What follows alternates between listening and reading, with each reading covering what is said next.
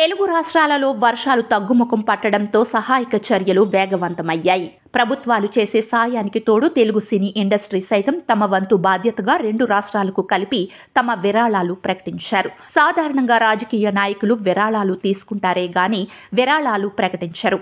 కానీ జనసేనాని deputy CM Pawan Kalyan మాత్రం తన వంతు బాధ్యతగా 6 కోట్ల భారీ విరాళం ప్రకటించారు.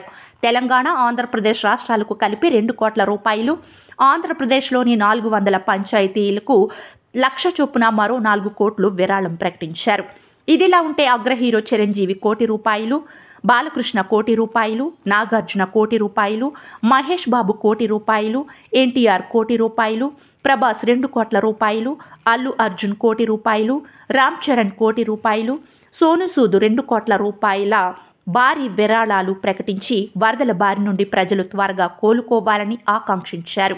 వీరితో పాటు దర్శకుడు త్రివిక్రమ్, హారిక హాసిని నిర్మాతలు 50 లక్షలు, సిద్ధు జొన్నలగడ్డ 30 లక్షలు, హీరో విశ్వక్సేన్ 10 లక్షలు, వెంకీ అట్లూరి 10 లక్షలు, హీరోయిన్ అనన్య నాగళ్ల 5 లక్షలు విరాళాలు ప్రకటించారు.